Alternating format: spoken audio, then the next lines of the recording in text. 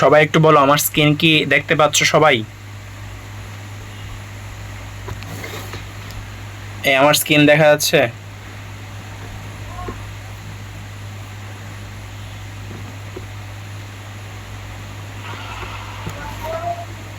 জি ভাইয়া, দেখা যাচ্ছে। আচ্ছা আচ্ছা আচ্ছা, আমরা বলছিলাম গত ক্লাসে আজকে আমরা দুইটা জিনিস সলভ করব। এক হচ্ছে প্রশ্ন ব্যাংক সলভ করব, আর দুই হচ্ছে বোর্ড কোয়েশনগুলো সলভ করব। ঠিক আছে, তাহলে আজকে আমরা দুইটা জিনিস সলভ করব। কি কি? প্রশ্ন ব্যাংক অ্যান্ড সিকিউ।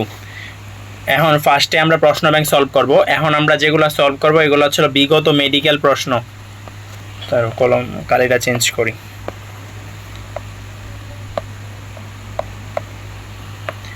বিগত মেডিকেলের প্রশ্ন।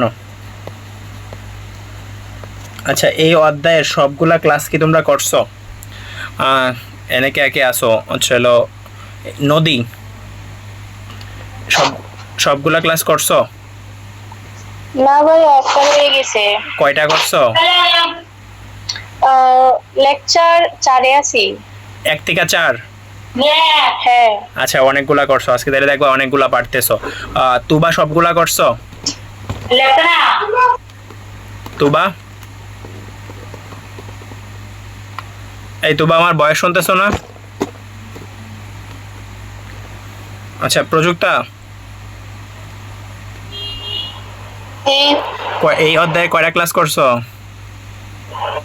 আমি কম করছি, অধ্যায়ের ক্লাস আমি করতে পারছি না।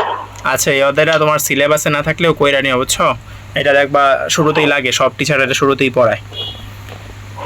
আচ্ছা আচ্ছা, দাঁড়াবো।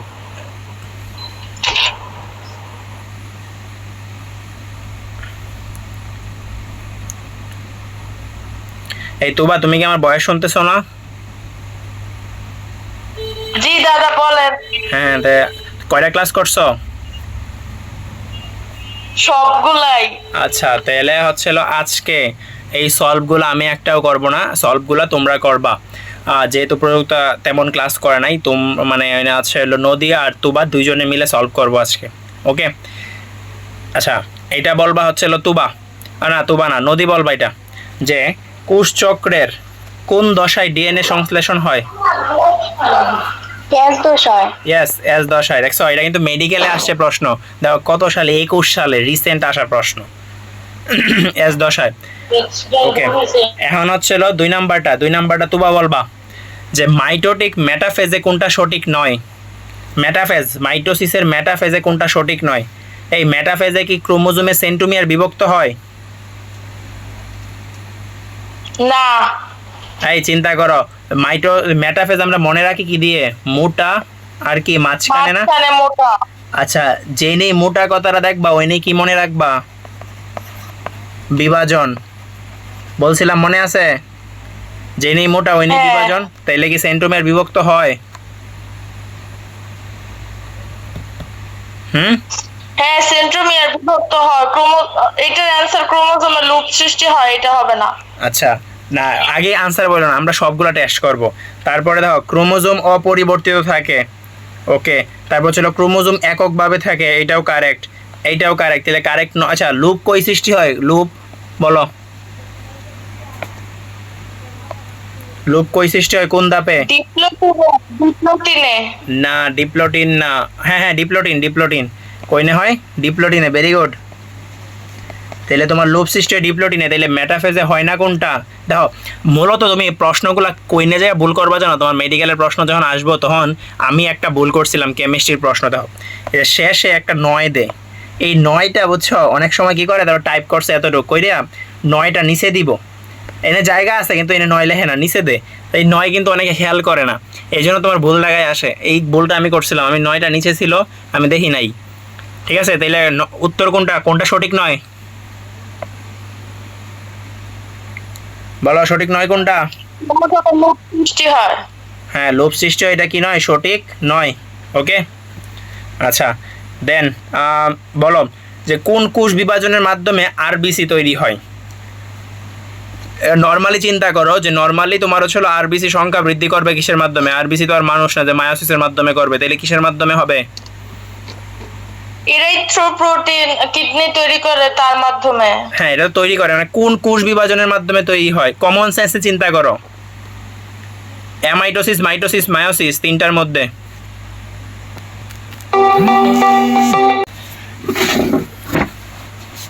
আচ্ছা, তাহলে আমরা তোমার হচ্ছিল 3 নাম্বার প্রশ্নটাতে ছিলাম। 3 নাম্বার প্রশ্নটাতে কি বলছে যে তোমার হচ্ছিল আরবিসি তৈরি হয় কোন বিভাজনের মাধ্যমে? আচ্ছা, তোমরা কমন সেন্সে চিন্তা করো যে অ্যামাইটোসিস হয় নিম্ন শ্রেণীর মাধ্যমে, আর মায়োসিসের মাধ্যমে মানে জনন রিলেটেড কাজগুলা, জনন কোষ সৃষ্টি হয়। তাহলে আরবিসি সৃষ্টি হবে কোন বিভাজনের মাধ্যমে? মাইটোসিস। Yes, mitosis. ক্লিয়ার? সমস্যা আছে কারো? আচ্ছা, এখন দাও লাস্ট প্রশ্নটা। আমাদের দেহে মানে মানুষের শরীরে কোন কোষটা বিভাজন হয় না? এটা আমি লিখে দিয়েছিলাম সিরিয়াল ওয়াইজ। হ্যাঁ, আরবিসি। আরবিসি। Yes, RBC. এটা কিন্তু আমি দ্বিতীয় ক্লাসে লিখে দিয়েছিলাম। আচ্ছা, তাহলে দেখছো মেডিকেলে কি কঠিন প্রশ্ন আসে? এগুলো দাও রিসেন্ট প্রশ্ন, 21, 22। দেখছো কত সহজ প্রশ্ন না? ভয় পাও তোমরা শুধু শুধু? হ্যাঁ, পারবা তো?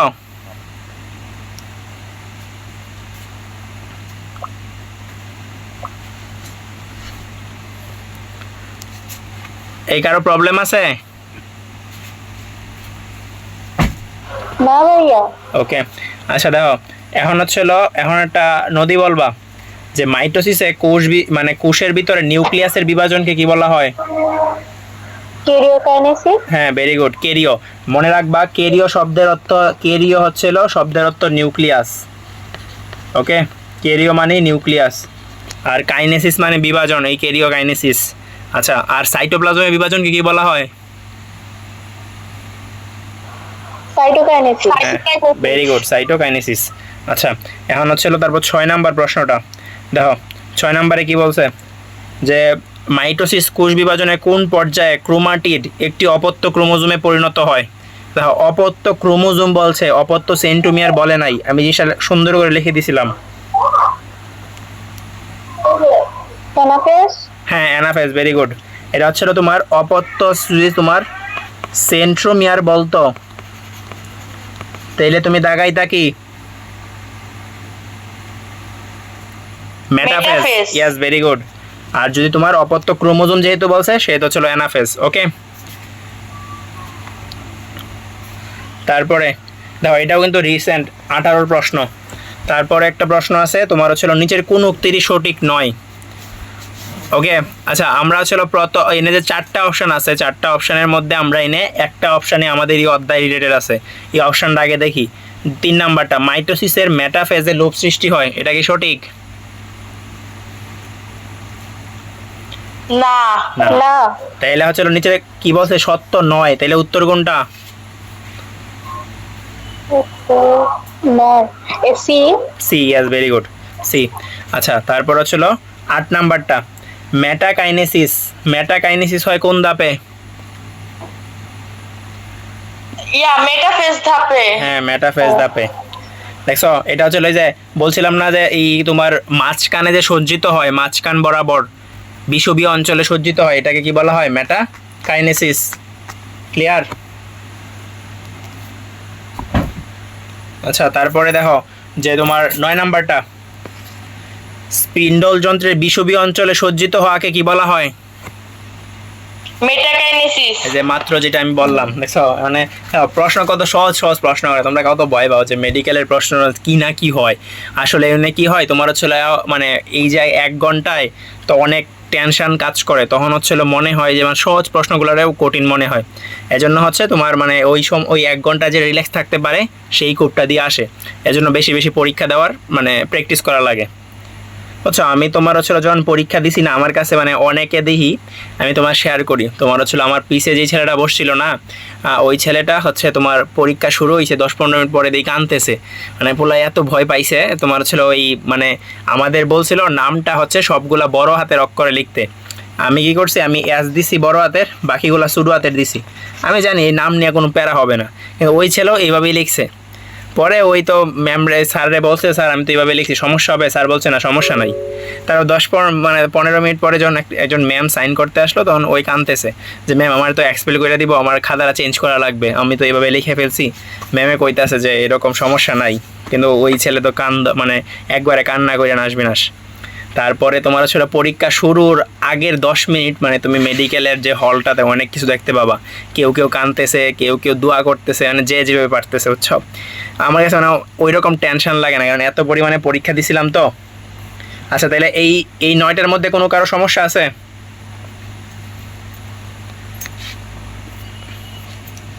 এখন 10 নাম্বারটা দেখো, উন্নত উদ্ভিদ এবং প্রাণী কোষে কোন ধরনের বিভাজন হয়?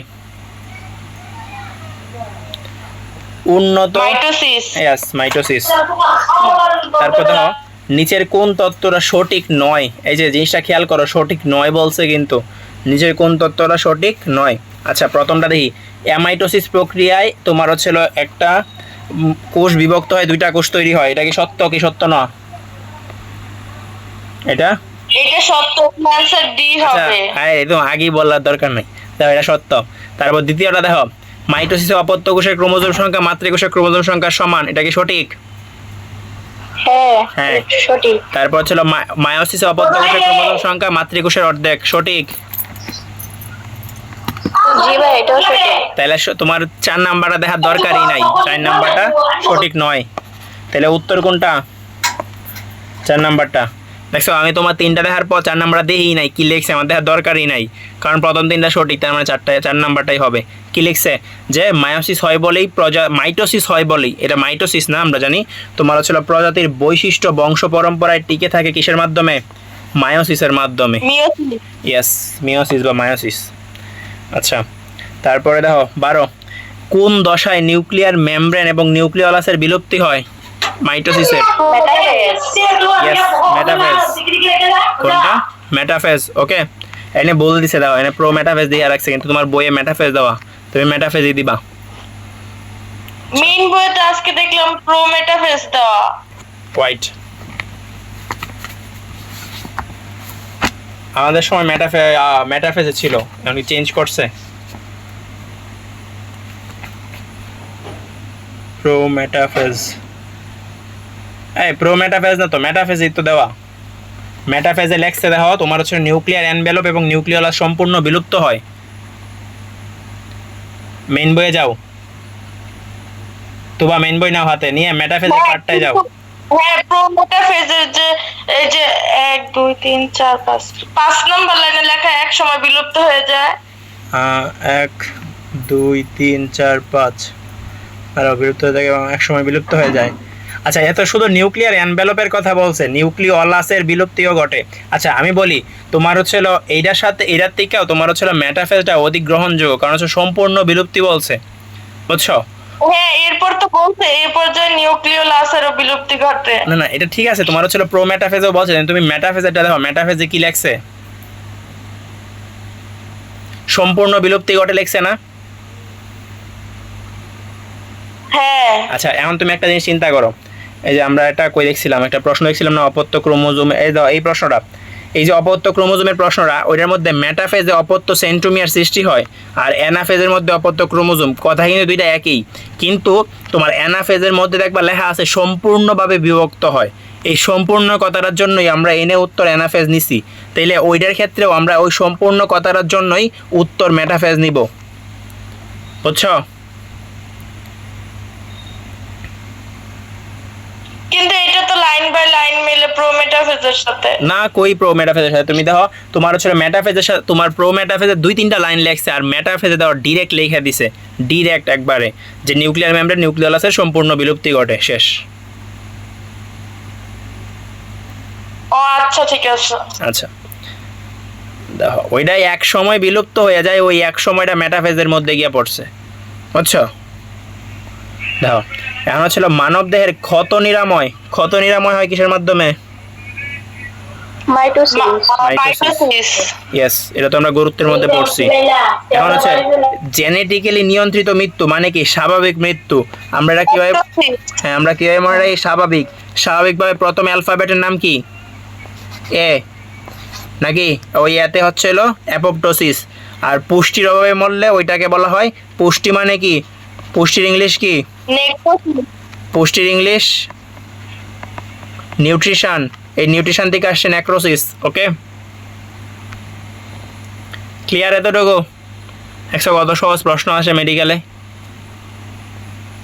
এই কঠিন লাগছে একটা প্রশ্ন তোমাদের কাছে? তোমার কঠিন লাগছে?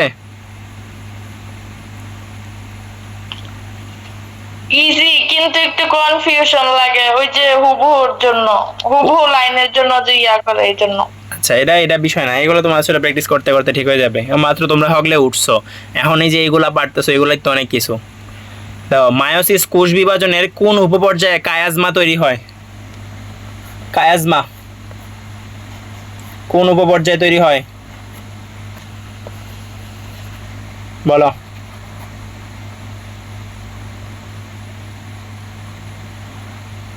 তোবা বলো এটা। প্যাকাইটিন মনে হয়। হ্যাঁ, মনে হয় কি প্যাকাইটিন? এই মনে হয় কনফিউশন রাখা যাবে না। এই প্যাকাইটিনের মধ্যে আমরা দেখছিলাম না যে তোমার হচ্ছে ক্রসিং ওভার হয়, কায়াজমা হয়। আচ্ছা, এখন দাও, নিচের কোনটা মায়োসিসের বৈশিষ্ট্য নয়? মায়োসিসের বৈশিষ্ট্য নয় কোনটা? এই যে নয় বলছে কিন্তু, দেখো এখন সঠিক নয় কোনটা দেখো। প্রথমটা দেখো, কখনো হ্যাপ্লয়েড কোষে হয় না। আমরা জানি মায়োসিস হয় জনন মাতৃকোষে। কই হয়? জনন মাতৃকোষ। এই জনন মাতৃকোষ হ্যাপ্লয়েড না ডিপ্লয়েড? ডিপ্লয়েড। Yes, diploid. তাহলে তোমার হচ্ছিল মায়োসিস হয় ডিপ্লয়েড কোষে। তারপর মায়োসিসে নিউক্লিয়াস কয়বার বিভাজিত হয়? খুব ভাইঙ্গা ভাইঙ্গা বুঝাইছিলাম এটা আমি। 2বার এবং ক্রোমোজোম 1বার। হ্যাঁ, নিউক্লিয়াস 2বার এবং ক্রোমোজোম 1বার। তাহলে এটাও সঠিক, এটাও সঠিক। তারপরে দাও 4টা কোষের সৃষ্টি হয়, এটাও সঠিক। 4 নাম্বারটা। হ্যাঁ, 4 নাম্বারটা দিলে সঠিক নয়। 4 নাম্বারটা এখন দেখারও দরকার নাই কি লিখছে। তাহলে উত্তর কোনটা? এটাই, এটা সঠিক নয়। দেখো কি বলছে, অপত্য কোষের ক্রোমোজোমের গুণাগুণ মাতৃকোষের গুণাগুণের তোমার হচ্ছিল সম্পন্ন হয় না। এটা হচ্ছিল মাইটোসিসের মধ্যে সম্পন্ন হয়, মায়োসিসের মধ্যে না। ঠিক আছে, এখন দাও 17।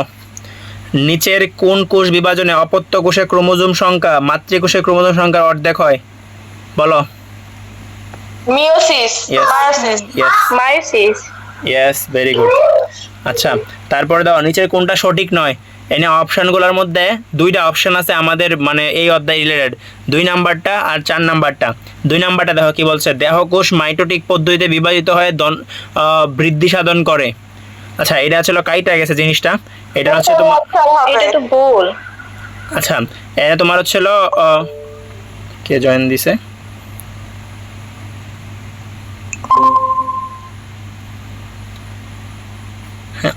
আবির, আমার বয়স শুনতে পাচ্ছ?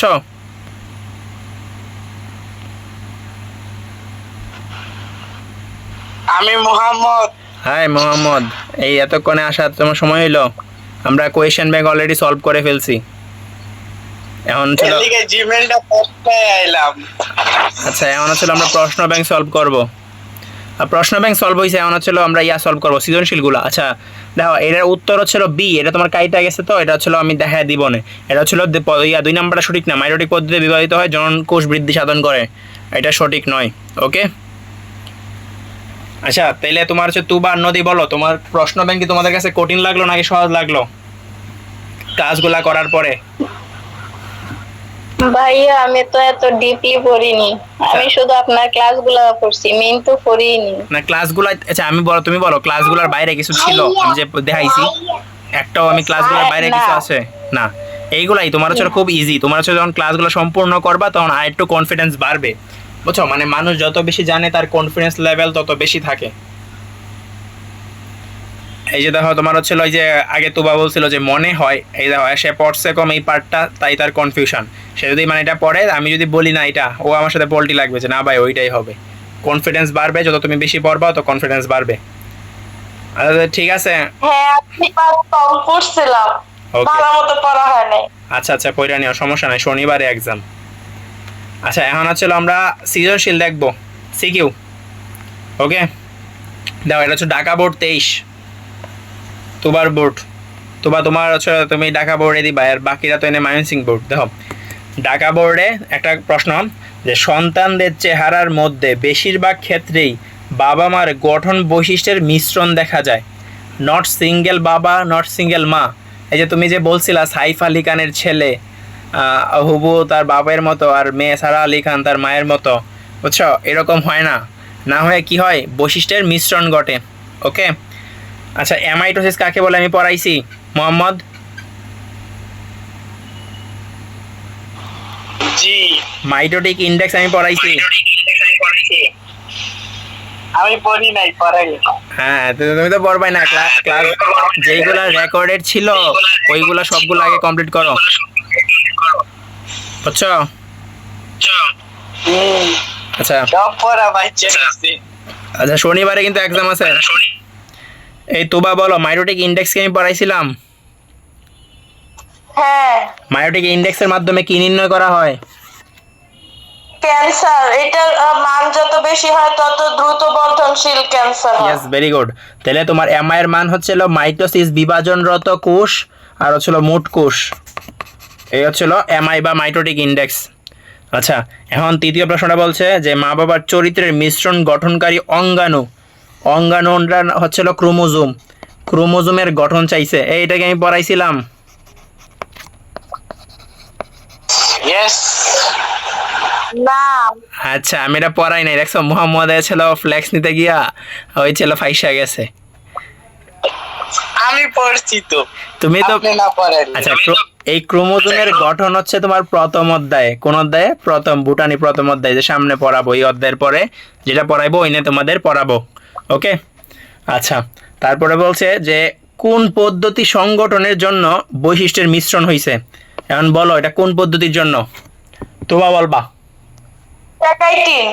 প্যাকাইটিন, ঠিক আছে। প্যাকাইটিনের মধ্যে মানে স্পেসিফিক রিজনটা বলো, কোন জিনিসটার জন্য হয়েছিল? Crossing over. Yes, crossing over.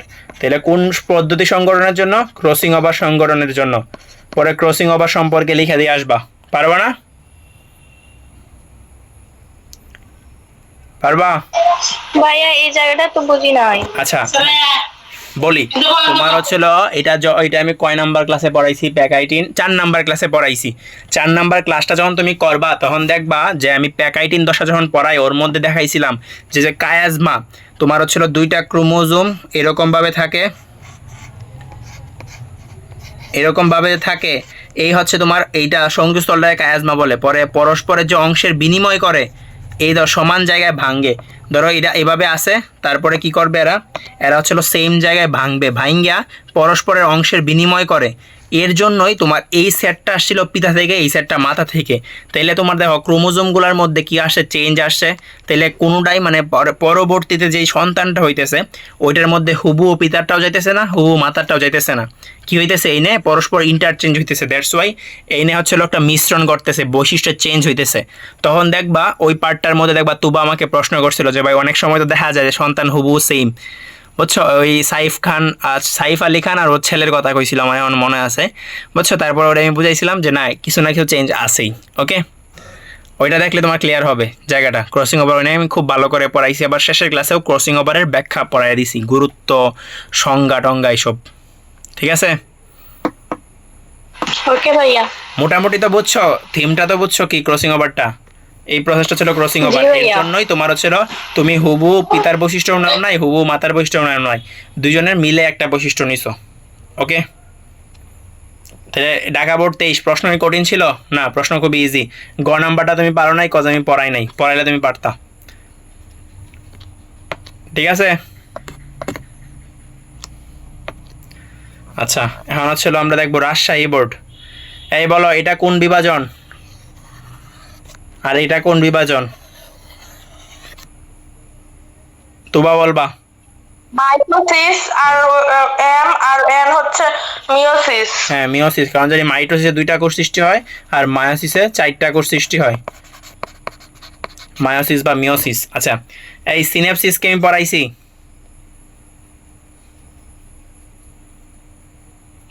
হ্যাঁ, জোড়া সৃষ্টি হওয়াকে সিনেপসিস বলে। যে ক্রোমোজোম, যে হোমোলোগাস ক্রোমোজোমগুলো জোড়া সৃষ্টি হয়, একটা পিতা থেকে একটা মা থেকে আইসা জোড়া জোড়া আকারে থাকে, এই জোড়া সৃষ্টি হওয়াটাকে সিনেপসিস বলে। এই জোড়ার মধ্যে যে 2টা আছে এইগুলারে কি বলা হয়? বাইভ্যালেন্ট, বাইবোন। বাইবোন থেকে মনে রাখবো আমরা বাইভ্যালেন্ট। ওকে, তারপর ছিল মুক্ত নিউক্লিয়ার বিভাজন, আমি পড়াইছি।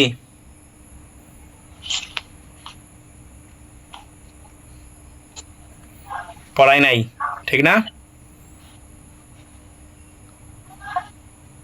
আমি পড়াইছি আমি মুক্ত নিউক্লিয়ার পড়ানো হচ্ছিল তো হয়েছিল। আচ্ছা যাই হোক, মনে আছে। এটা মানে কি আমি বলি, তোমার ধরো নর্মালি, ডাবের পানি হ্যাঁ তোমার এইটা হচ্ছে ধরো একটা কোষ, একটা কোষের মধ্যে দুইটা নিউক্লিয়াস সৃষ্টি হইলো, তাহলে তোমার হচ্ছিল নদী বলবা। এখন ধরো একটা কোষের মধ্যে দুইটা নিউক্লিয়াস সৃষ্টি হয়েছে, তার মানে কি দুইটা কোষ সৃষ্টি হয়েছে?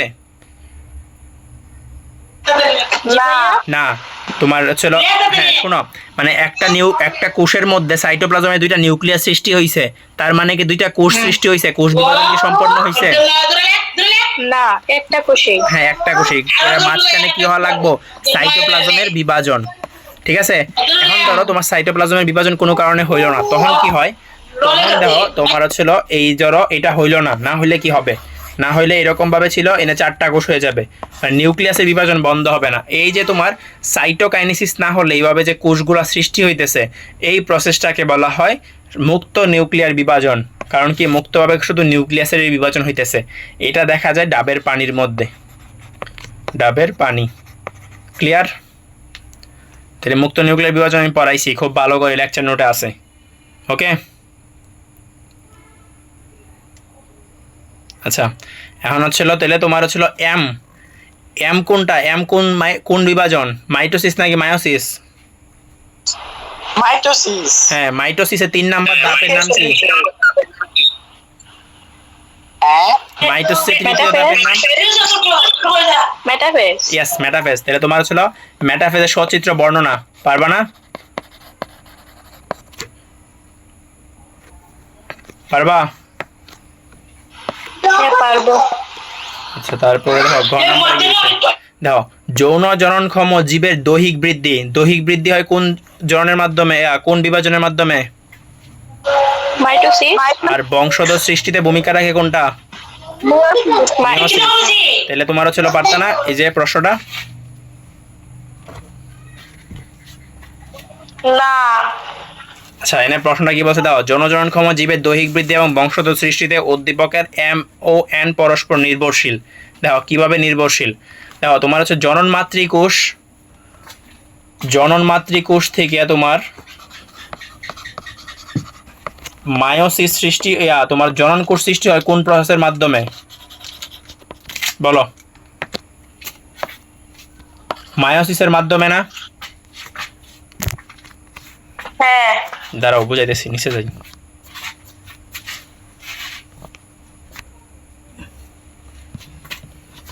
দেখো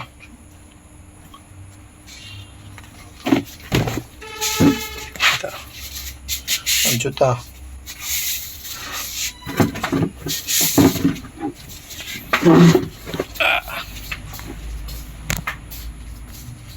হ্যাঁ ওয়াইট। দেখো এনে কি, এনে আছে তোমার জনন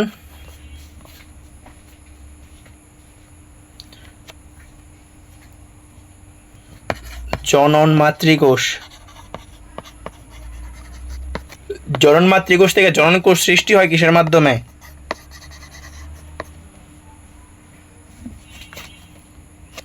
কোন কোষ বিভাজনের মাধ্যমে হয়? মিয়োসিস ইয়েস, মায়োসিস বা মিয়োসিস। তারপর জনন কোষ সংখ্যা বৃদ্ধি করে কোন কোষ বিভাজনের মাধ্যমে?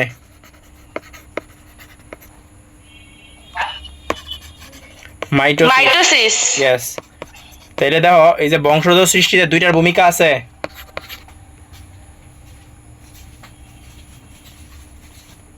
কারণ তোমার দেখো এনে যে তোমার হচ্ছে শুক্রাণু, শুক্রাণু তো একটা থাকে না, শুক্রাণু তো অনেকগুলো থাকে না, অসংখ্য। এই অসংখ্য শুক্রাণু তৈরি হইতেছে কিসের মাধ্যমে? এই মাইটোসিসের মাধ্যমে না? বুঝছো? হ্যাঁ বুঝছি না চিনি না।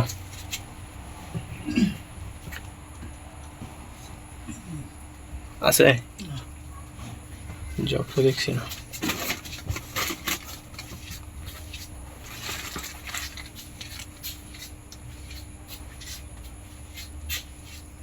এই না একটা মনে জগ আছে বেসিং এর উপরে দেওয়া আছে।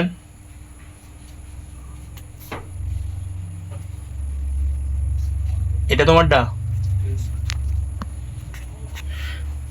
আচ্ছা, এই দাও জননমাত্রিক কোষ হচ্ছিল মায়োসিসের জনন সংখ্যা, সরি এটা হচ্ছিল তোমার সংখ্যা বৃদ্ধি, তাহলে এনে মাইটোসিস মায়োসিস দুইটাই লাগতেছে। ওকে, আর হচ্ছে তোমার এই যদি তোমার জনন কোষ সংখ্যা বৃদ্ধি না করতো, ওইখান থেকে কি আমাদের হচ্ছিল শুক্রাণু আর ডিম্বাণু মিল্লা কি গঠন করে? জাইগোট না?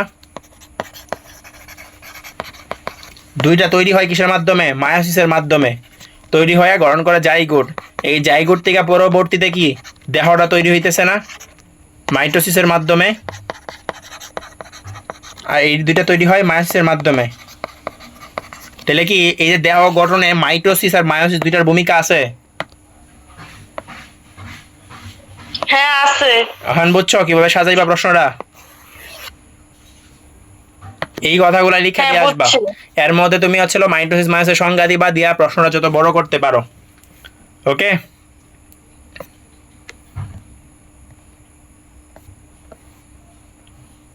তাহলে হচ্ছিল 2 নাম্বারটা শেষ, এখন হচ্ছে 3 নাম্বার।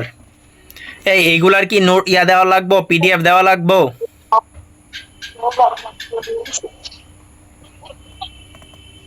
হ্যাঁ আচ্ছা, দিব না। দেখো, এখন হচ্ছিল কোন বংশগতি মানে কোষ বংশগতিবিদ ডক্টর নাসরিন, এই ডক্টর নাসরিন, তসলিমা নাসরিন একজন আছে, ওনার সাথে মিল আছে, তসলিমা নাসরিন। আচ্ছা, এ হচ্ছিল ডক্টর নাসরিন। ডক্টর নাসরিন হচ্ছিল পেঁয়াজের মূল এবং পরাগদানি স্লাইড পর্যবেক্ষণ করে। মূলের স্লাইড হতে প্রাপ্ত কোষের ক্রোমোজোম সংখ্যা পরাগদানির কোষের ক্রোমোজোম সংখ্যার দ্বিগুণ। দেখো, তাহলে তোমার হচ্ছিল স্লাইডে প্রাপ্ত কোষের সংখ্যা পরাগদানির কোষের ক্রোমোজোম সংখ্যার দ্বিগুণ। কি দ্বিগুণ? তাইলে এনে তোমার কোন বিভাজনটারে উল্লেখ করছে বলো? কোন কোষ বিভাজন ইঙ্গিত করছে? Yes, meiosis. কারণ হচ্ছিল তোমার এটা অর্ধেক থাকে। দেখো, এটা দ্বিগুণ মানে কি? এটার অর্ধেক, এটা হচ্ছিল এটার অর্ধেক না, এটা উল্টা ভাবে বললে, বুঝছো?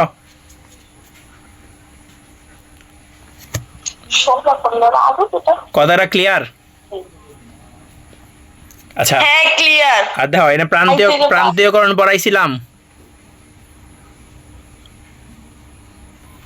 তারপর হচ্ছিল মাইটোসিস কোষ বিভাজনে ক্রোমোজোম সংখ্যা সমান থাকে, পড়াইছি।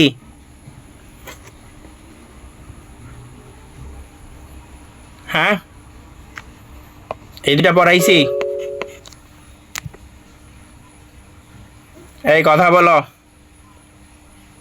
প্রান্তীয়করণ পড়াই নাই? ডিপ্লোটিনের মধ্যে যে ক্রোমোজোমগুলা পরস্পর থেকে দূরে সরে যায়, বিকর্ষণে শুরু হয়, এটাকে প্রান্তীয়করণ বলে।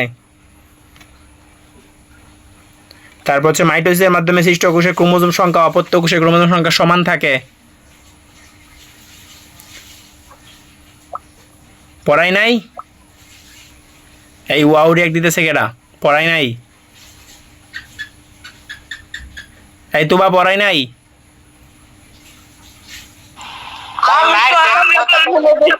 একজন প্রান্তীয়করণ মানে প্রান্তীয়করণ যে পড়াইছিলেন ওইটা ভুলে গেছি এই জন্য। ও আচ্ছা, এমন মনে হয়েছে পড়াইছিলাম যে। হ্যাঁ আচ্ছা, তারপর যে ক্রোমোজোম সংখ্যা সমান থাকে, এটা তো পড়াইছি। হ্যাঁ এটা মনে আছে। আচ্ছা, আর মোহাম্মদ কি বলতেছিলা? আমি মায়ের দিতে কইছিলাম। কি দিতে? মায়ের? মায়ের তো তোমারে দেওয়া উচিত আগে। আমি কিছু পড়ি নাই, আমার কোনো দোষ নাই। আচ্ছা, তুমি শনিবারে কিন্তু পরীক্ষা দিবা অবশ্যই। আন্ডা বামু। হ্যাঁ, আন্ডা বাইতা গেলে শুধু ক্লাসগুলা করে পরীক্ষা দিবা, দেখবা ভালো করছো। দেখো, তারপর হচ্ছিল এই উদ্দীপকে প্রথম স্লাইডে পর্যবেক্ষণকৃত বিভাজনটার বৈশিষ্ট্য উল্লেখ করো। তাহলে বিভাজনের বৈশিষ্ট্য হচ্ছিল কোন কোষ বিভাজনের বৈশিষ্ট্য? মাইটোসিস নাকি? মিওসিস। হ্যাঁ, মিওসিস। তারপর হচ্ছে দেখো এখানে কিন্তু স্লাইড দুইটা বলছে, প্রথম স্লাইড আর দ্বিতীয় স্লাইড। এই স্লাইড দুইটা কই? পেঁয়াজের মূল এবং পরাগদান স্লাইড পর্যবেক্ষণ করলে মূলের স্লাইডে ক্রোমোজোম সংখ্যা পরাগদানি কোষের ক্রোমোজোম সংখ্যার দ্বিগুণ। প্রথম স্লাইডে পর্যবেক্ষিত বিভাজনটার বৈশিষ্ট্য, দ্বিতীয় স্লাইডে বিভাজিত। আচ্ছা,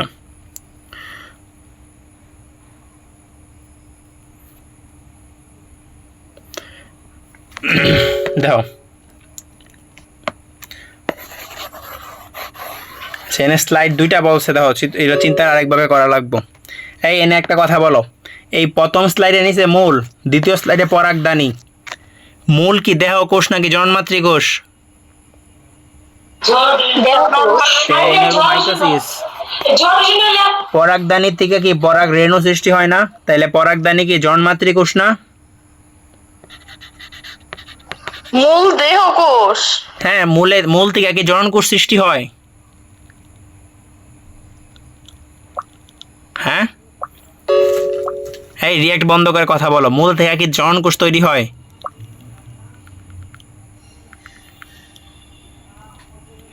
এই তো বা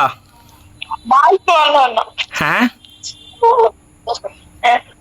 তুবা, হ্যাঁ বলেন, আমার মাইক সমস্যা হইতেছে। আচ্ছা তুমি বলো, তুমি হচ্ছে হলো জনন, মানে জনন কোষ বলতে মানুষের ক্ষেত্রে শুক্রাণু ডিম্বাণু, আর হচ্ছে হলো তোমার গাছের ক্ষেত্রে পরাগ রেণু, তারপর হচ্ছে হলো আর হচ্ছে হলো তোমার এই কি বলে তোমার এটাকে পরাগ রেণু, আর ওই ইয়ার ক্ষেত্রে হচ্ছে এটা কি বলা হয়, একটা হচ্ছিল মাইক্রো, একটা ছিল ম্যাক্রো। আচ্ছা এখন কথা হচ্ছে, তাহলে তোমার এই মূল থেকে কি কখনো পরাগ রেণু তৈরি হইতে শুনছো বা জনন কোষ তৈরি হইতে শুনছো? মূলের কারণে তো উদ্ভিদ বাঁচে না, মূল ইয়ে করে। আচ্ছা তুমি একটা নর্মাল জিনিস চিন্তা করো, এখন ধরো তুমি একটা মানুষের মাথা কাটলা, মানুষ কি বাঁচবো? না। তাইলে কি তুমি মানুষের মাথা রেখে তুমি জনন মাতৃকোষ ধরবা?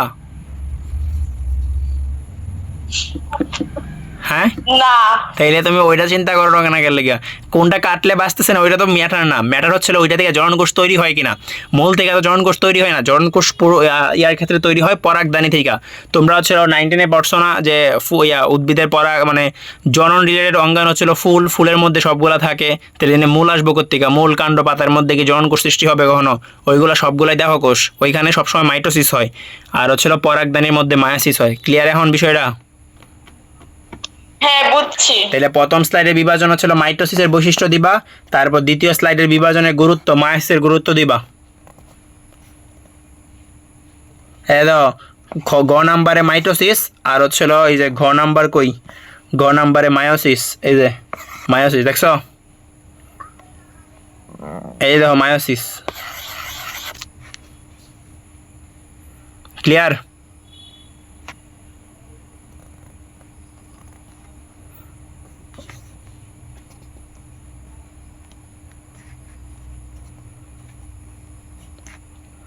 এই তো বা বুঝছো? হ্যাঁ বুঝছি। আচ্ছা পারবা তো গুরুত্ব আর বৈশিষ্ট্য লিখতে? ইনশাআল্লাহ। আচ্ছা দাও, এখন হচ্ছে 4 নাম্বারটা। 4 নাম্বারটা হচ্ছে Jessore board, Jessore board 23। Anticodon কি? এটা তোমার প্রথম অধ্যায়ের পড়া, এটা পড়াইছি না?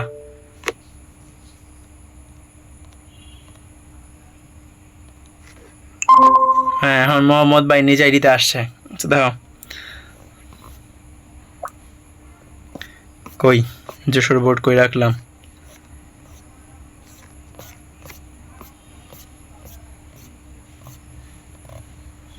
এই যে যশোর বোর্ড।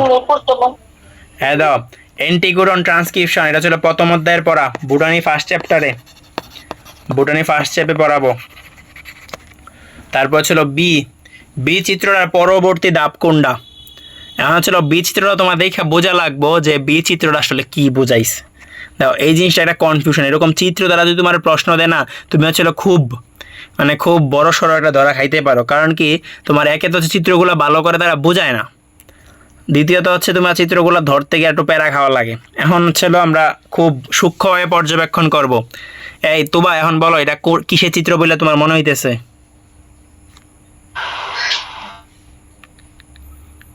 তুমি বলো এটার মাইটোসিসের চিত্র নাকি মায়োসিসের চিত্র, এটা বলো তাহলেই হবে।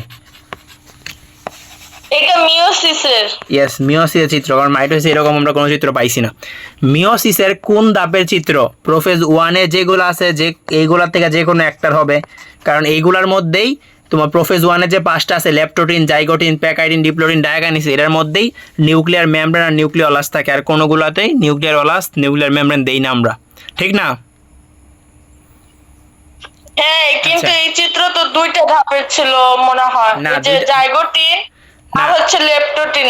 না না, আমি বোঝাই। এখন তোমাকে প্রথম চিত্রটা আগে মনে করাই, ল্যাপটোটিনের চিত্রটা কীরকম হাসিন দেখো। ল্যাপটোটিনের চিত্রটা এরকম দেওয়ার পর আমি বলছিলাম চারদিকে গোল দিবা, এনে একটা দিলা, দেওয়ার পর এইভাবে এইভাবে এইভাবে এইভাবে দিবা, তারপর ক্রোমোমিয়ার দিবা। এটার মধ্যে কিন্তু ক্রোমোমিয়ার দেখা যাচ্ছে, দেখছো ক্রোমোমিয়ারগুলা? তার মানে বুঝলাম এটা হয় ল্যাপটোটিন নাহলে জাইগোটিন, কিন্তু ল্যাপটোটিনে চারদিকে দেই, কিন্তু জাইগোটিনে জোড়া সৃষ্টি হয়। তখন আমি বলছিলাম যে তোমার এখন দুইটা করে দিবা, এনে দুইটা, তারপর হচ্ছিল এরকম এরকম এরকম এরকম, বুঝছো? তাহলে এটা কিসের চিত্র?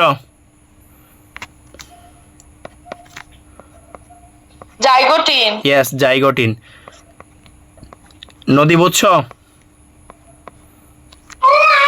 না ভাইয়া, সব মাথার উপর হয়ে গেছে। এই ক্লাসটা করো নাই প্রফেস 1-এর? প্রসেস 1 এর ক্লাস তো করছি। এই যে ল্যাপটোটিন, জাইগোটিন, ডিপ্লোটিন, প্যাকাইটিন। আমি ক্লাসটা করছি, এবার শেষে আইছি ওই অনেক সময় পরে আইছিলাম, তো আমি হলে আইয়া পাইছিলাম ডিপ্লয়েড এইগুলা। আচ্ছা, তুমি ডিপ্লোটিন পাইছিলা, বুঝছি। তোমার হচ্ছিল তাইলে প্যারা নাই। তোমার হচ্ছিল এই ক্লাসটা যখন করবা তখন হচ্ছিল তুমি বুঝবা, তখন হচ্ছে যখন ল্যাপটোটিন আর জাইগোটিন দেখবা তখন দেখবা চিত্রের মধ্যে আমি বুঝাই দিছিলাম যে তোমার হচ্ছিল ক্রোমোজোমগুলো নর্মালি এইভাবে দেওয়া লাগে, দিলে এর মধ্যে ক্রোমোমিয়ার দেওয়া হয় দুইটা ধাপের মধ্যে, এক হচ্ছে ল্যাপটোটিন আর দুই হচ্ছে জাইগোটিন। এই দুইটার মধ্যে আমরা নর্মালি দিই, আর কোনোটাতে দেই না। ওকে, তাহলে ল্যাপটোটিন আর জাইগোটিন। তাহলে ল্যাপটোটিন ভাই জাইগোটিন, এটা তো আমার নরমাল চোখে আমার মনে হইছে এটা প্রোফেস। আমি যদি এক্সামে হইতো আমি তো প্রোফেস দিয়ে দিতাম। আচ্ছা প্রফেস তুমি না দেওয়ার রিজন কি আমি তোমারে বলি। তোমার একে তো হচ্ছে তোমার আগে বোঝা লাগবো এটা কি তোমার মাইটোসিস নাকি মায়োসিস, বুঝছো? তোমার প্রফেসের ক্ষেত্রে আমি কই, প্রফেসের ক্ষেত্রে আমরা চিত্রটা কিরকম দিই দেখাই। এনে একটা দিলাম, তোর এনে কিন্তু কোনো জোড়া জোড়া দিই না, এইভাবে এইভাবে এইভাবে, তারপর হচ্ছে দুইটা করে টান দিই, দাও এরকম করে টান, দেখছো? এনে কি দুইটা করে টান দিছে? চিত্রগুলো দেখো, এটা ছিল প্রোফেজ, বুঝছো? এই চিত্রগুলো খেয়াল রাখা লাগবে, এটা প্রোফেজ। এরকম কিন্তু টান দেয় না, এনে তোমার জোড়া জোড়া আকারে আছে। তোমার হচ্ছিল আমরা জোড়াটা মনে রাখি জাইগোটিন দ্বারা, জাইগোটিন মানেই জোড়া, তাহলে জোড়ায় জোড়ায় থাকবে। তাহলে এনে জোড়ায় জোড়ায় আছে দুইটা কইরা, এই যে একটা এই ক্রোমোমিয়ার, বুঝছো? এইগুলো একটু সূক্ষ্মভাবে দেখা লাগে। আমি কইছি না এরকম চিত্র দিলে ধরা খাওয়ার চান্স বেশি, কারণ আসলে চিত্রগুলা খুব স্পষ্টভাবে দেয় না, বুঝছো? এখন বুঝছি। আচ্ছা, এখন হয়তো ক্লাস করলে একটু ভালো করে বুঝছি। হ্যাঁ বুঝবা, সমস্যা নাই। এখন হচ্ছিল কোষ বিভাজনের চিত্র এ এর ভূমিকা। চিত্র এ হচ্ছিল ক্রোমোজোমের ভূমিকা লিখবা কোষ বিভাজনে। এখন হচ্ছিল তুমি কি লিখবা, এটা হচ্ছিল আমি বলি তোমার হচ্ছে নর্মালি ভুটানির ঘ নাম্বারের প্রশ্নটা বাংলা সাহিত্যের প্রশ্ন আসে, বুঝছো? তুমি বাংলায় যেমন মনের মাধুরী মিশায় সব কিছু লেখা দিয়ে আসো, এই ঘ নাম্বারেও তুমি মনের মাধুরী মিশায় সব কিছু লেখা দিয়ে আসবা। ধরো তোমার আমি কি করতাম আমি তোমার বলি, তোমার হচ্ছে প্রশ্ন বড় করার তোমার ট্রিক্স কি, তোমার হচ্ছে প্রশ্ন বড় না করে নাম্বার পাবো না। ধরো কোষ বিভাজনের চিত্র এর ভূমিকা চাইছে, তুমি কোষ বিভাজনের সংজ্ঞা দিবা, ক্রোমোজোমের সংজ্ঞা দিবা। ক্রোমোজোমে তোমার হচ্ছে তোমার ইয়ার থেকে শুরু করবা মাইটোসিস ধাপের মধ্যে, মাইটোসিস ধাপের সবগুলো সম্পর্কে হালকা হালকা লিখবা, মায়োসিস সম্পর্কে হালকা হালকা, সব জায়গায় খালি একটা কথাই উল্লেখ করবা, ক্রোমোজোম আর ক্রোমোজোম, মানে বাংলা সাহিত্য। তোমার স্যারেও জানে যে এটা তুমি মুখস্থ কিছু লিখবা না, বা মেইন বইও তোমার এরকম কিছু নাই, সবাই মনের মাধুরী মিশায়া লেখা দিয়ে আসছে, স্যারেও মনের মাধুরী মিশায়া মানে নাম্বার দিয়ে দিবে, বুঝছো? বুটানি খাতা দেওয়া সবচেয়ে ইজি। তুমি দেখবা তোমার কলেজে বুটানিতে কেউ ফেল করে না, জলুদিতে ফেল করে, কারণ হচ্ছে বুটানি হলো বাংলা সাহিত্য, এটাতে ফেল করে না নর্মালি। আর জলুদিতে বাংলা সাহিত্য লেখা যায় না, এই সমস্যাটা, বুঝছো? পারবা? আরে কাদার কিছু নাই, জলুদি বুঝাই দিব না, জলুদি আরো সোজা। আচ্ছা দাও, চট্টগ্রাম 23। ভাইয়া আমরা তো মান্থলি এক্সাম হয়। হ্যাঁ মান্থলি এক্সাম, প্যারা নাই, মান্থলি এক্সাম। তোমার আমি বলি, তোমার এখন একটা জিনিস, তোমার সব মানে এক্সামেই তোমার যে সব সিলেবাস শেষ হবে এইটা তোমার হচ্ছে এরকম মেন্টালিটি রাখা যাবে না। তোমার মানে এইরকম মেন্টালিটি রাখা লাগবে, ধরো তোমার সিলেবাসে 3টা অধ্যায় আছে, এর মধ্যে 2টা অধ্যায় তোমার প্রাইভেট টিচারের কাছে শেষ হয়েছে, যাতে এই 2টা অধ্যায় থেকে প্রশ্ন করলেই তোমারে কেউ আটকাইতে না পারে, বুঝছো? তুমি 3টাই পড়ে যেতে পারবা এটা সম্ভব না, কারণ হচ্ছে তুমি অফলাইনে পড়ো বা অনলাইনে পড়ো, যেভাবেই পড়ো না কেন তোমার হচ্ছে দেখা যাইব কি তোমার 6-7টা অধ্যায় দিয়ে রাখছে 3 মাসের পরে পরীক্ষা। এখন মানে তোমার ধরো 6-7টা না আরও বেশি দে, হ্যাঁ, কোনো টিচারের পক্ষেই তোমার হচ্ছে হলো যারা অফলাইনে পড়ায়, অনলাইনে তো পড়ানো যায়। ধরো আমি তোমাদেরকে 12 ক্লাসে, নর্মালি 12 ক্লাসে দেখবা টিচাররা অফলাইনে যারা পড়ে জিজ্ঞাসা করে দেখো 9-10 ক্লাসের নিচে একটা একটা অধ্যায় শেষ হয়ই না। তাইলে তোমার ওইনে এই যে দিছে বাসটা আমাদের, আচ্ছা তোমার হচ্ছে 9-10টা ক্লাসের আগে শেষই হয় না। ওই নিয়ে আসলে আমি চেষ্টা করব তোমাদের 12 ক্লাসে 2টা অধ্যায় শেষ করার। আবার আমি এমন কোনো টপিক বাদ দিই না, অফলাইনে টিচারটা বাদ দেয় টপিক। এই জন্য দেখা যায় অফলাইনে তো মানে সিলেবাস শেষই হয় না, অনলাইনে তাও তুমি দেখবা তোমার মোটামুটি অনেক কিছু পড়ে যাইছো, কিন্তু ওরা বাকিরা পড়েই নাই। আবার তোমার যখন তোমার সবাই দেখবা কলেজের অনেকে সিলেবাস শেষ হচ্ছে মোটামুটি, কিন্তু ইয়ার চেঞ্জের পরে তুমি যাই দেখবা তোমার বই শেষ, বাকিরা দেখবা এখনও প্রাইভেট নিয়ে ধরতেছে, তখন তুমি প্রাইভেটটা আমার মানে তুমি চাইলে ছেড়ে দিতে পারবা। তখন তুমি কি করবা, তখন তুমি আমার কাছে রিভিশন দিবা, তোমার বই কিন্তু ইয়ার চেঞ্জের সময় তোমার শেষ হয়ে যাবে। আর অফলাইনে যারা পড়তেছে তারা বুঝবে যে ঠেলাটা কেমন ঠেলা। ওই তোমার ইয়ার চেঞ্জ যাবে, তারপর হচ্ছে তোমার 4th সেমিস্টার যাবে, টেস্ট পরীক্ষা যাবে, তাও সিলেবাস শেষ হবে না। তুমি লিখে রাখো, যারা অফলাইনে পড়ে তাদের কাছে জিজ্ঞাসা করবা যে ভাই তোদের বায়োলজি কখন শেষ হয়।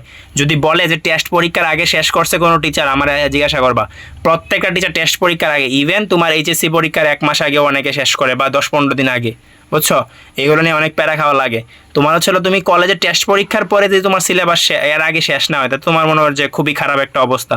এই জন্য চেষ্টা করা লাগবে তোমার হচ্ছে যাতে তাড়াতাড়ি শেষ করা যায়। আমি মোটামুটি চেষ্টা করবো ইয়ার চেঞ্জের মধ্যে তোমার শেষ করে দেওয়ার জন্য, যাতে তুমি রিভিশন দেওয়ার জন্য এনাফ টাইম পাও। হ্যাঁ বলো। ভাইয়া মাত্র 2টাই টিউশনই করি, বায়োলজি তো কারো কাছে পড়ি না। আচ্ছা সমস্যা নাই, বায়োলজি তুমি অনলাইনে পড়ো, প্যারা নাই। তোমার হচ্ছে দেখবা বাকি কিন্তু এই যে মাসে যে শ্রেণীবিন্যাস এক্সাম হইব, তখন তো কি শ্রেণীবিন্যাস আমি কিছু লিখতে পারতাম না, খালি পেপার জমা দেওয়া লাগবো। না, তোমার পরীক্ষা কবে শ্রেণীবিন্যাস? না, স্যাররা কইছে ক্লাসও যে সবাই শেষ করে এক্সাম হই যাইব, মানে 1-2টা কইরা অধ্যায় দিয়ে আর একটা এক্সাম বানাইছে মান্থলি। বুঝছি, আমি জানি তোমার ওই সিস্টেমটা। তোমার রবিবার থেকে কিন্তু তোমাদের আমি শ্রেণীবিন্যাস পড়াবো, জানো কি না? রবিবার থেকে কিন্তু শ্রেণীবিন্যাস, বায়োলজি ফার্স্ট পেপারে কোষের গঠন, হ্যাঁ এটা হচ্ছে শ্রেণীবিন্যাস শেষ হলে পড়াবো।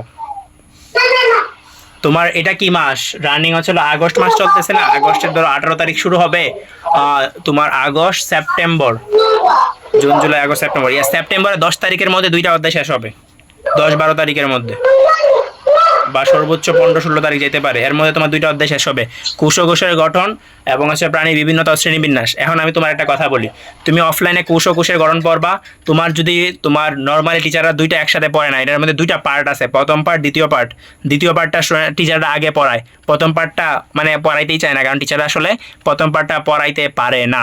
প্রথম এই কোষের গঠনের প্রথম পার্টটা তোমার মনে করো যে লাইফের সবচেয়ে বোরিং পার্ট, কিন্তু ওইটা আমি তোমাকে সহজভাবে পড়াই দিব, কিন্তু টিচাররা জানে এই পার্টটা পড়াইলে তার স্টুডেন্ট থাকবে না, তার স্টুডেন্ট তারে টাটা বাই বাই বলে চলে যাবে, এই জন্য এটা পরে দিয়া পড়ায়। আর হচ্ছে তোমার আর প্রাণীর বিভিন্নতা শ্রেণীবিন্যাস, এটার মধ্যে হচ্ছে তোমার নর্মালি আমি যতটুকু দেখছি অফলাইনে, এমনও শুনছি টিচাররা 15-16টা ক্লাস নিছে, জেনে আমি তোমার সর্বোচ্চ 6টা ক্লাস নিব, এবং তুমি আমারে 6টা ক্লাস করার পরে বলবা একটা এরকম টপিক দেখাইতে পারবা না যে ভাই আপনি তো এই টপিকটা পড়ান নাই। আমি তোমার সবগুলো টপিক পড়াবো 6 ক্লাসের মাধ্যমে। আর স্যারেরা হচ্ছিল একে তো অফলাইনে পড়াই 30-40 মিনিট এক একজন টিচার, যে যত বড় মাপের টিচার সে তত কম সময় পড়ায়, বুঝছো? আচ্ছা মোহাম্মদ কিছু বলতে চাইছিল আগে। ভাইয়া আমি একজনের মানে প্রাইভেটে গেছিলাম, ভর্তি হয়েছি 2000 টাকা দিয়ে, ডক্টর দেবব্রত। আমি তো আমি সিংহে কেউরে চিনি না, মানে একজনে কইছে ভালো পড়ায়, তো গেছি, গিয়ে সরাসরি ভর্তি হয়ে গেছি। যাওয়ার পরে ফার্স্ট ক্লাসে দেখছি স্যারে মানে মুখে এখন আমি না মুখের থেকে আমার লেখলে ভালো হয় আর কি, আমি বুঝতেও পারি, আর মানে একটা দৃষ্টিশক্তির বিষয় আছে না, কিন্তু স্যার মুখে পরে আমার মাথা দিয়ে সব মাথার উপরে দেখেছে, পরে 3 থেকে ক্লাস বাদ, মানে আমি যাই না, বুঝছি। আচ্ছা প্যারা নাই, এরকম হয়ে গেছে। এটা অনেকের মানে এক একজন এক এক রকম স্ট্র্যাটেজিতে পড়া অভ্যাস। তো তোমার হচ্ছিল কেউ লেখা পড়ালে কেউ ভালো বুঝে, আর আমার কাছে হচ্ছিল মুখে বলাটা আমার কাছে একটু কেমন লাগে, কিন্তু হচ্ছিল না দেবব্রত স্যার অনেক ভালো পড়ান, আমিও স্যারের কাছে পড়ছি। ওইটা হচ্ছিল তোমার নিজস্ব ক্যাপাবিলিটির উপর ডিপেন্ড করে। আবার হচ্ছিল আমি বলি কিছু টিচার আছে বইয়ের PDF দেখায় পড়ায়, এটা আমি সাপোর্ট করি না, আর কিছু আছে শুধু মুখে বলে, ওইটাও আমি সাপোর্ট করি না। এটা হচ্ছে তোমার লেখায়া মুখে ও বই মিলাইয়া পড়ানো লাগে। আচ্ছা মোহাম্মদ কি বলতেছিলা বলো। আমি আর কি কইতাম, না তুমি দেখছি ভাই কি ইয়ার চেঞ্জে এত ফেল করে কে? আমার প্রশ্ন হইলো এটা, প্রশ্ন কি এত কঠিন করে? না, প্রশ্ন আমি বলি ইয়ার চেঞ্জে কেন ফেল করে। ইয়ার চেঞ্জে ফেল করে কারণ হচ্ছে, ধরো তুমি আগে থাকতো তোমার বাড়িতে, এখন ময়মনসিংহ আসছো, এই এত বড় শহর, বিভাগীয় শহর, ওই তুবা ঢাকা গেছে। এখন তুবা প্রথম দিন করবে কি করবে যে আজকে কলেজে তাড়াতাড়ি ছুটি হয়ে গেছে, বা আজকে বিকালে প্রাইভেট নাই, আজকে টিএসসির মোড়ে যাব। আর ময়মনসিংহের যারা আসো তারা বলবা যে আজকে কই যাওয়া যায়, আজকে জয়নুল আবেদিন পার্কে যাব। প্রাইভেট পড়ে তুমি বলবা যে আনন্দবনের সামনে ফুচকা খাইতে যাবো। পরে হচ্ছিল একে একে নতুন নতুন আইসা করে প্রেম। তারপরে হচ্ছিল ওইদিকে সারাদিন ঘুরে শশীলজ যায় বা কৃষি ভার্সিটি যায়। আবার ঢাকা আছে, তোমার হচ্ছিল ঢাকায় কি কি আছে, টিএসসি আছে। আর আমি তো ঢাকায় মানে যাই টিএসসি, আর কোনো জায়গায় তো তেমন চিনি না, নতুন গেছি, 1 মাসও থাকি নাই, কিছু কিছু জায়গায় ঘুরছি। আচ্ছা, ওই হচ্ছিল এরকমভাবে মানে ঘোরাঘুরির কারণে সে প্রথম সেমিস্টারে কিছুই পড়ে না। আর দ্বিতীয়ত তার শরীরে খুব চর্বি থাকে। সে এসএসসিতে টপ করা স্টুডেন্ট, হাই স্কুলে সে তার বোর্ডে এততম হয়েছে, সে তার স্কুলের first boy, second girl, third বয়। বুঝছো, এই চর্বিটা গলানোর জন্য প্রথম সেমিস্টারে ফেল করা লাগে। যদিও অনেকে করে না, কিন্তু অনেকের হচ্ছিল এই চর্বিটা গলেই প্রথম সেমিস্টারে ফেল করার পর যখন দেয় 4টাতে ফেল, তখন যায় তার মাথায় চৈতন্যোদয় হয়, চেতনা উদয় হয় যে আমি কি করতেছি। বুঝছো, পরে দিয়ে একে হয় ব্রেকআপ, দ্বিতীয়তে হয় ঘোরাগাড়ি বন্ধ, তারপরে সে আবার লাইনে আসে। বুঝছো? বুঝলাম। আচ্ছা। ভাই আচ্ছা, এই যে আর কি বোর্ড প্রশ্নের মতো আর কি প্রশ্ন করে, মানে হ্যাঁ, বোর্ড হ্যাঁ। প্রশ্ন যে টাইপের হয়? ইয়েস, তুমি হচ্ছে বোর্ড প্রশ্ন স্ট্যাটাস অনুযায়ী করে। তোমাকে মনে করো যে এরকম ভাবে প্রশ্ন করবে না যে তুমি আনসার করতে পারবা না, এরকম হবেই না। তোমার হচ্ছে বোর্ড প্রশ্ন স্ট্যান্ডার্ডই প্রশ্ন করবে, কিন্তু তাও স্টুডেন্ট পারে না। আসলে স্টুডেন্ট পড়েই না, ফার্স্ট সেমিস্টারে পড়েই না। আসলে সত্য কথা হচ্ছিল প্রথম সেমিস্টারে স্টুডেন্ট পড়েই না। তুমিও দেখো কিছুদিন, কয়েকটা দিন যাক, তুমিও দেখবা ঘোরাগাড়ি তোমারও বাড়বো। বুঝছো? আচ্ছা, দেখো এই মোহাম্মদ, তুমি তো অফলাইনে প্রাইভেট পড়ো, তুমি হচ্ছে তুমি বলো যে এক একটা অধ্যায় শেষ করলে টিচারদের কেমন মানে লাগে, কয়টা ক্লাস লাগে? এই কম হলো 14-15টা। আচ্ছা, তো তুমি বলো এরকম। 14-15টা ক্লাস নর্মালি অ্যাভারেজ ধরো, তাহলে এটা কয় মাস? 12 ক্লাসে যদি 1 মাস হয়, তাহলে তোমার হচ্ছে আর ওই 2-3টা ক্লাস নিতে সময় লাগে 7 দিন। তাহলে হচ্ছে তোমার 30 আর 7, 37 দিন। সে 37 দিন একটা অধ্যায় শেষ করলো, তাহলে তোমার হচ্ছিল ধরো 10 থেকে 12 মাস পরে তোমার হচ্ছিল হবে, তোমার ইয়ার চেঞ্জ। বা তোমার হচ্ছিল কয়দিন পরে, ধরো 15 মাস পরে তোমার হবে মডেল টেস্ট, বা 16 মাস হাইয়েস্ট, 16 মাস পরে তোমার মডেল টেস্ট। তাহলে তোমার ধরো অ্যাভারেজ 30.5 ক্লাসেই শেষ করে। ধরো তুমি 37টা ধরলা না, তুমি 30টা ধরলা, তাহলে মানে 1 মাসে একটা অধ্যায় শেষ করে। 16 মাসে 16টা অধ্যায়, আর তোমার অধ্যায় আছে 24টা। তারপরে স্যারে কি করবে? এটাই সমস্যা। তারপরে তোমার আমি বলি টেস্টের পরে তোমাকে কি করবে, টেস্টের পরে দেখবা যেইটা পড়াইতো 12 ক্লাসে, এনে সমস্যা আছে। টেস্টের পরে দেখবা যে 27 যে ব্যাচ আছে তারাও চলে আসবে, তারাও স্যারকে গুতাবে, স্যার আমাদের ব্যাচ নেন, আমাদের ব্যাচ নেন। তখন স্যারে কি করবে, আগে পড়াইতো তোমার হচ্ছে 14-15টা ক্লাসে একটা অধ্যায়, তখন তোমাকে 3 ক্লাসে একটা অধ্যায় শেষ করে দিছে। তুমিও তো মনে হয় তোমার কিছু করার নাই, শেষ সময়ে স্যারেও শেষ করে দিয়েছে, তুমিও শেষ করে আসছো, কারণ তোমার তো এখন স্যারেরও তোমাকে বিদায় দেওয়া লাগবে, কারণ স্যারের নতুন ব্যাচ আসছে, স্যারের নতুন ব্যাচ নিবে। যে জিনিসটা তোমার অনলাইনে হয় না, এই হচ্ছে সুবিধাটা অনলাইন আর অফলাইনের মধ্যে। আচ্ছা, এখন হচ্ছে অনেকেই অফলাইনে তাও আবেগে পড়বে, পড়ুক, প্যারা নাই। পইরা তোমার হচ্ছে যখন এই দেখবে যে টেস্ট পরীক্ষা হয়ে গেছে, তা সিলেবাস শেষ হয় না, বাকিরা হচ্ছে মেডিকেলের ইঞ্জিনিয়ারিংয়ের প্রিপারেশান নিয়ে নিছে, তখন বুঝবে যে কী ভুলটা করলাম। আচ্ছা দেখো, এই হচ্ছে তোমার জনন কোষ থেকে তৈরি হয় জাইগোট থেকে কোন কোষ বিভাজনের মাধ্যমে পরিণত জীব হয় বলো? জাইগোট একটা কোষ থেকে অনেকগুলা কোষ মিলাইয়া একটা তোমার জীব হইতেছে, তাহলে কোন বিভাজন? তোবা বলো। মাইটোসিস। ইয়েস, এত লেট হয় কেন? আর হচ্ছে তোমার জনন কোষ সৃষ্টি হয় কোন বিভাজনের মাধ্যমে?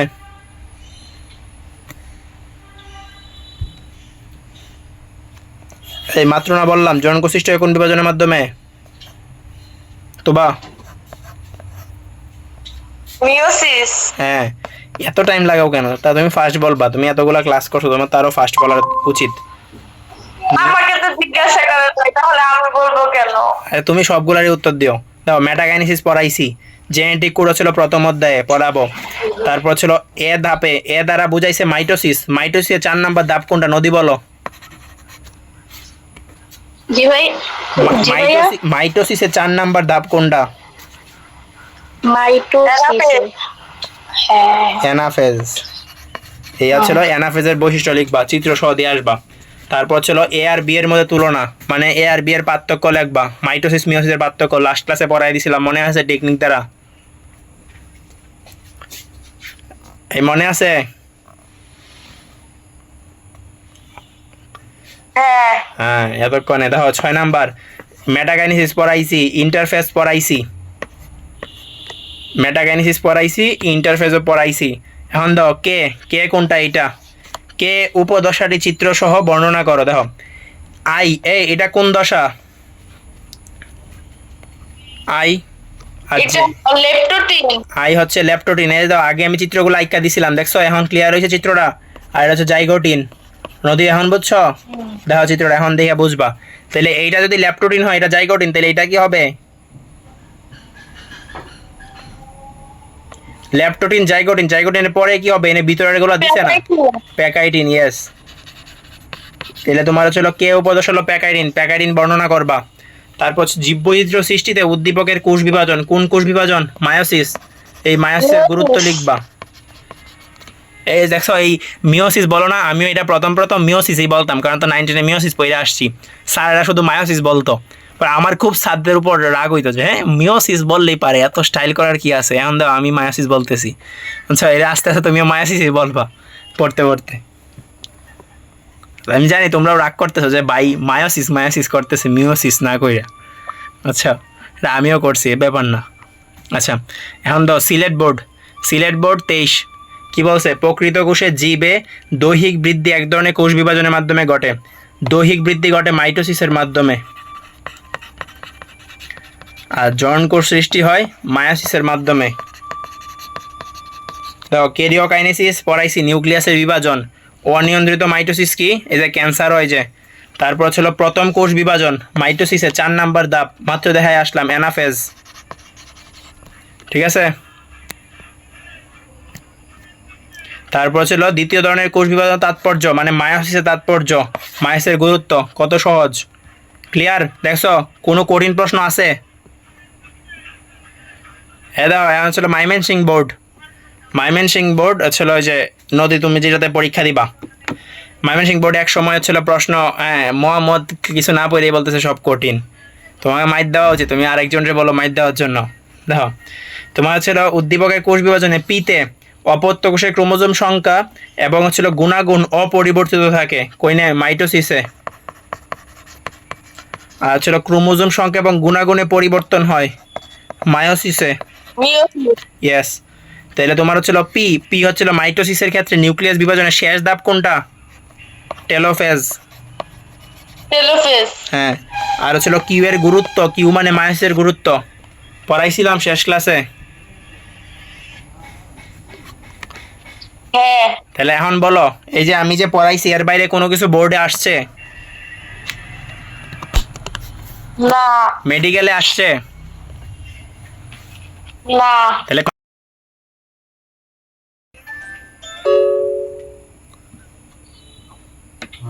তুবা জি। তুমি বলো যে মেডিকেলে কি আমার নোটের বাইরে কোনো প্রশ্ন আসছে? না। তুমি বলো এইচএসসিতে কোন, মানে এই যে আমরা যে 23-এর সবগুলা বোর্ড সলভ করলাম, কোনো প্রশ্ন আসছে? না। তাহলে কি তোমার মনে হয় যে আমার নোটটা পড়লে তোমার কাজে দিবে? হ্যাঁ। তাহলে বুঝছো, এমন হচ্ছিল ওই কনফিডেন্সটা রাখো যে বাইরে যেগুলো পড়াইতেছে ওইগুলোর বাইরে কিছু আসবে না। ওই কনফিডেন্সটা রাখি আমার নোটটা পড়ার পরে কাইন্ডলি মেন বইটা পড়ো, শুধু আমার নোট পড়ো না। আমি কখনোই বলবো না শুধু আমার নোট পড়ো, আমার নোট পড়ার পরে অন্তত একবার হইলেও মেন বইটা পড়ো, ঠিক আছে? তাইলেই দেখবা তুমি সব পারতেছো। তাইলে তোমার মাইমেনসিং বোর্ডের প্রশ্ন সহজ হয়, এক সময় কঠিন হইতো, এখন রিসেন্টলি খুব সহজ হইতেছে। এসব নিয়ে প্যারা খাওয়ার কিছু নাই। মোহাম্মদের প্রতি সহজ লাগে না, আমি কি মাইমেনসিং বোর্ডে পরীক্ষা দিয়ে আসছি না? তুমি জানো আমি বায়োলজিতে কত পাইছি, বুটানি জিওলজি মিলাই 195 পাইছি। তুমি কি মানে আরে প্রশ্ন খুবই সহজ করছিল, এত সহজ প্রশ্ন। পার করে গেছেন, এখন সহজ লাগে না তোমার ছিল এটা, আমি বলি এখন একটা সত্য কথা বলি, তোমার হচ্ছিল অনেকেই ভয় দেখাবে, বুঝছো, মানে জগৎটা এরকম। তোমার হচ্ছিল তুমি যখন হচ্ছিল মানে কলেজে উঠবা তখন তোমার সবাই ভয় দেখায় তুমি ফেল করবা ফেল করবা। কেন ভাই ফেল করবা তুমি? মানে ওই নিজে ফেল করছে দেখে তোমার ফেলের ভয় দেখাইতেছে। আমি তো ফেল করি নাই, তাহলে আমি তো তোমার ওই বইটা কখনোই দেখাইতাম না। কারণ হচ্ছিল ও কি করছে যে প্রথমে এসে কিছু ভুল করছে, দ্যাটস ওয়াই ফেল করছে। ওইটা তোমারে বলতেছে, ও এইটা বলতেছে না যে আমি এই ভুলটি করছিলাম এজন্য ফেল করছি, তুই এই ভুলগুলো করিস না। এটা কিন্তু বলে না, তোমার শুধু বলবে আয় লাফাইস শুধু, তুই ফেল তো করবি শিওর। প্রথম সেমিস্টার যখন 4টা ফেল হবে তখন বুঝবি। এটা তোমাকে একবারও বলবে না যে দেখ আমি এই ভুলগুলোর কারণে আমি ফেলটা করছি, তুই এই ভুলগুলো করিস না। এটা তোমার কেউ বলবে না। তোমার ছিল মানে জগৎটা এরকম, তোমাকে সবাই ভয় দেখাবে, কেউ চায় না তুমি তার টপকায় সামনে যাও, কেউ তোমাকে সামনের পথটা দেখায় দিবে না, ওইটা তোমার নিজের খুঁজে নিতে হবে, বুঝছো? এই জন্য তোমার হচ্ছিল তোমার মানে এইসব ভয় ভীতি তুমি মানে এগুলো কোনো বিষয়ই না। অনেকে তোমাকে কি বলবে, এখন আমি বলি, তুমি হচ্ছিল কেমিস্ট্রি যখন শুরু করবা পড়া তখন সবাই তোমাকে জৈব যৌগের ভয় দেখাবে। হ্যাঁ, এই জৈব যৌগ মনে করছে এই সেই জৈব যৌগে দেখবা কিছু অনলাইনে কিছু মিম দিবে, জৈব যৌগ হলে মরেছে এই সেই। আমি তোমারে বলি আমার কি হয়েছিল, আমার মানে যখন আমি এইগুলো দেখতাম তখন আমার মধ্যে একটা জিদ কাজ করছিল যে এত কঠিন নাকি, আসলে কি এত কঠিন? ধরো কয়েকটা অধ্যায় বলি। বায়োলজির ক্ষেত্রে বোটানির একটা অধ্যায় আছে উদ্ভিদ শারীরতত্ত্ব, তারপর হচ্ছিল এই কেমিস্ট্রির ক্ষেত্রে এই হচ্ছে তোমার জৈব রসায়ন, আর ম্যাথের ক্ষেত্রে হচ্ছে তোমার এই ডিফারেন্সিয়েশন ইন্টিগ্রেশন, আর আইসিটির ক্ষেত্রে হচ্ছিল প্রোগ্রামিং। এই অধ্যায়গুলো সবাই তোমাকে ভয় দেখাবে। আমি কি চ্যালেঞ্জ নিয়েছিলাম নিজের সাথে যে আমি যদি পরীক্ষাতে যাই সবার আগে এইগুলো আনসার করব, করার পরে অন্য অধ্যায়গুলো দেখব, বুঝছো? আমি তোমার কলেজে যখন হচ্ছিল পরীক্ষা দিতে যাইতাম, কোচিংয়ের পরীক্ষাগুলো ওইগুলো আসলে এত ইম্পর্টেন্ট ছিল না, মানে আমি দিতাম বেশিরভাগই দিত না, শেষের দিক দিয়ে অনেকে দেয় কিন্তু প্রথম দিকের পরীক্ষাগুলো দেয় না। আমি শুধু যাইতাম এই পরীক্ষাগুলোতে অ্যাটেন্ড করতে, যে ম্যাথের ক্ষেত্রে আমি ডিফারেন্সিয়েশন ইন্টিগ্রেশন আনসার করে চলে আসতাম, কারণ বাকিগুলো তো এমনিই পারি, ওইগুলো সহজ আসে। ডিফারেন্সিয়েশন ইন্টিগ্রেশন সবচেয়ে কঠিন, এগুলো আগে আনসার করতাম, কইরা খাতা জমা দিয়ে আইসা পড়তাম। কেমিস্ট্রির ক্ষেত্রে জৈব যৌগ আনসার করতাম, কইরা চলে আসতাম। তুমি জানো আমার হচ্ছিল আমি মানে জৈব যৌগ যে এত ভয় দেখাইছে তখন ওইটারে এতই সহজ বানাইছি জৈব যৌগটারে। আমি হচ্ছিল আমার বোর্ডে এইচএসসিতে মানে জৈব যৌগ থেকে 3টা প্রশ্ন আসছিল, আমি 3টাই পারি। আমি ভাবছিলাম যে 3টাই আনসার করবো, তারপরে দিয়ে হলের কেউ আনসার করে না জৈব যৌগ, কেউ পড়ে নাই। পরে হচ্ছিল আমি ভাবলাম যদি আমি কোনো কারণে একটু আটকাই আমার সাথে কেউ হেল্প করতে পারবে না, তখন আমি 2টা আনসার করছি, একটা করি নাই, বুঝছো? এই জৈব যৌগ দিয়ে 2টা আনসার করছিলাম, 3টা করি নাই। আর হচ্ছিল ম্যাথের ক্ষেত্রে ডিফারেন্সিয়েশন ইন্টিগ্রেশন আমি তোমার হচ্ছিল সবার আগে আনসার করছি, কারণ হচ্ছিল আমার নিজের সাথে চ্যালেঞ্জ নিয়েছিলাম। তুমি বিশ্বাস করবা না, আমি হচ্ছে আইসিটির ক্ষেত্রে সবচেয়ে কঠিন অধ্যায় ছিল প্রোগ্রামিং। ওই আমার সময় তো তোমার হচ্ছিল 100 নম্বরের প্রশ্ন ছিল, কিন্তু সরি 75 নম্বরের প্রশ্ন ছিল, কিন্তু পরীক্ষা হয়েছে 50-এর। মানে এইগুলোর মধ্যে অপশান চুজ আছিল যে ধরো 8টা প্রশ্নের মধ্যে যে কোনো 3টা, আর 25টা এমসিকিউর মধ্যে 18টা। আমি সবার আগে প্রোগ্রামিংয়েরগুলো দেখাইছি, দেন বাকিগুলো। সো নিজের সাথে চ্যালেঞ্জ নিবা যে একজন পারে নাই তো কী হয়েছে, তুমি কেন পারবা না? তুমি তো পারবা, বুঝছো? ওই নিজের দোষের কারণে পারছে না তাই বলে কি সবাই পারবে না, এরকম কিছু না। জিনিসগুলো খুবই সহজ। উদ্ভিদ শারীরতত্ত্ব আমি যখন তোমারে পড়াইম তখন বুঝবা যে কত সহজ জিনিস, মানুষ কেন এত ভয় দেখায় তোমারে। আমি তো কেমিস্ট্রি এছাড়া শুরুতে ভাবছিলাম পড়ায়াম ব্যাচ দিব, কিন্তু আমারও তো তোমার মেডিকেলে নিজের পড়া আছে, দ্যাটস ওয়াই আমার 2টা সাবজেক্ট পড়া আমার পক্ষে পসিবল না। আমার রানিং তোমার হচ্ছিল ধরো 26-এ তোমাদের পড়াইতেছি, ওই দিক দিয়ে 25 ব্যাচের একটা ব্যাচ আছে, তারপর চলো 24-এর এডমিশনের ব্যাচ আছে, মানে আমারও তো নিজের পড়া আছে। সো আমি নেই কেমিস্ট্রি ব্যাচ। তোমাদের জৈব যৌগ পড়ায় দেখাইতাম যে জৈব যৌগ আসলে কত সহজ, পোলাপান কেন এত ভয় পাই। আচ্ছা, কেউ কিছু বলবা? কারো কোনো প্রশ্ন আছে?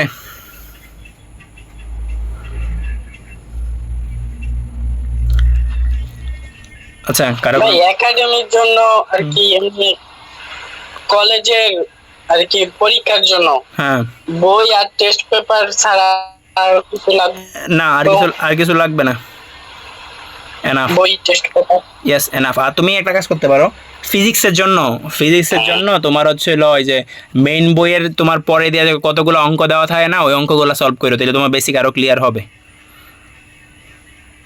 সাথে বোর্ডের গুলা। ঠিক আছে? জি ভাই। আচ্ছা ফার্ম গেটে কি বুয়েট আর মেডিকেলের ভাইয়া আপুদের কোনো বেচ থাকে? আমি তো অনেক খুঁজলাম, কোথাও তো পাইলাম না। আরে। সবাই দেখি বলে মতিঝিল, তারপর মিরপুরের এদিকে এগুলো বলে। আরে এইসব তোমার ফালতু কথা, তোমার বইয়ের বাইরের কাছে পড়লে যে তুমি বইয়ের চান্স পাইতেছো এরকম না। বুয়েট মেডিকেলের বাই ব্যাপার না। তোমার হচ্ছিল তুমি, আমি তোমারে বলি, তোমার হচ্ছিল ফিজিক্স তুমি যার কাছে পড়তে যাবো সে যদি যেন থেকেই পড়ুক, তুমি তার কাছে বুঝো, সে তোমার সকল প্রশ্নের সলভ করতে পারে, তাহলে তার কাছে পড়ো, বিষয় না।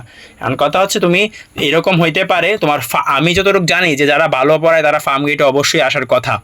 ঠিক আছে, আমি যদিও ঢাকা শহরের মানে এত বেশি চিনি না, আমি রিসেন্ট গেছি, কিন্তু আমি দুইবার তোমার হচ্ছিল 2টা কোচিংয়ে গেছিলাম, ওই 2টাই ফার্ম গেটই ছিল, বুঝছো। ওই নিয়ে গিয়ে কথা বল, মানে আমার একটু ছিল, কাজ ছিল, ওই নিয়ে গেছিলাম এই। কোন কোন কোচিং? না ওইগুলো ছিল এডমিশন কোচিং আর কি, যে মেডিকো, উন্মেষ, এগুলোতে গেছিলাম,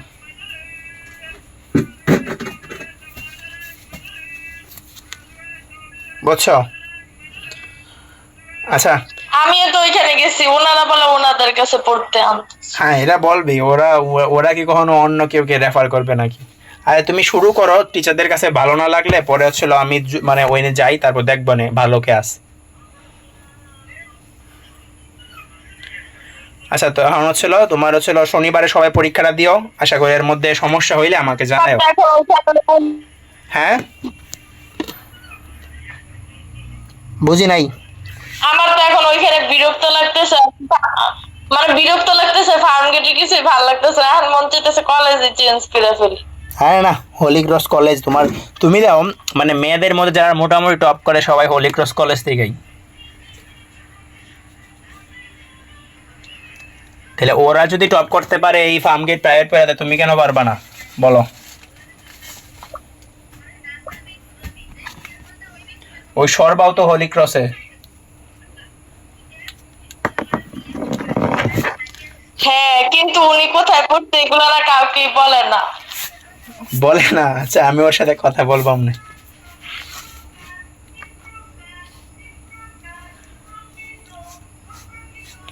আচ্ছা, জানতে পারলে আমাকে একটু জানায়েন, আমার জন্য অনেক ইয়া লাগে ওইখানে থাকাটা আর কি।